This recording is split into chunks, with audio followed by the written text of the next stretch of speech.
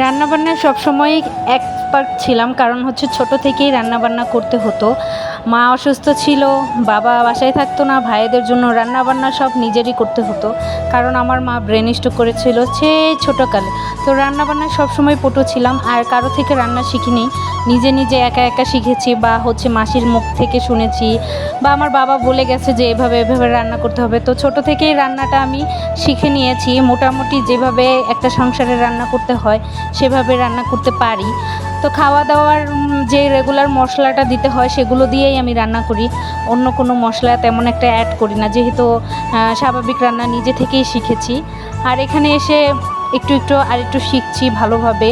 তো আমি ফার্স্টেই দেখো আদা রসুন সব কিছু দিয়েছি স্বাভাবিক মতো, যা যা দিতে হয় আমাদের রান্না করতে। আর হচ্ছে এখানে আমি রান্না করছি খাসির মাংস আলু দিয়ে, তাই ঝালটা একটু বেশিই দিব, কারণ খাসির মাংসতে ঝাল একটু বেশি হলে ভালো লাগে।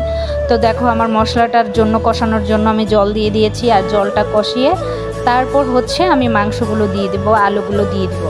আর আরেকটা কথা বলি তোমাদের, আসলে এক একজনের এক এক রকম রান্নার হাত, আবার হচ্ছে অঞ্চল ভিত্তিক রান্না আছে, তাই আমি রান্নার সাথে কারো রান্না তুলনা করা আসলে ঠিক না। এক একজনের রান্না এক এক রকম হবে, এটা স্বাভাবিক। তো আমি চেষ্টা করি যে ভালোভাবে রান্না করতে।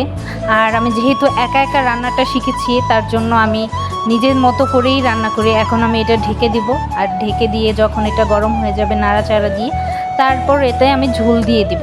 আর যেহেতু খাসির মাংস ভালো করে সিদ্ধ করতে হবে, তাই আমি বারবার এটাকে নাড়া দিয়ে সিদ্ধ করে নিচ্ছিলাম। আর খাসির মাংসতে সিদ্ধ হতে অনেক জল লাগে, তাই আমি গরম জল করে তারপর আমি হচ্ছে খাসির একদম পাতিল ভরে জল দিয়েছি, এটা একদম সিদ্ধ হয়ে ঘন হয়ে যাবে। দেখো আমার রান্নাটা প্রায় জাল উঠে গেছে, তো বলবে কেমন হয়েছে। Bye bye.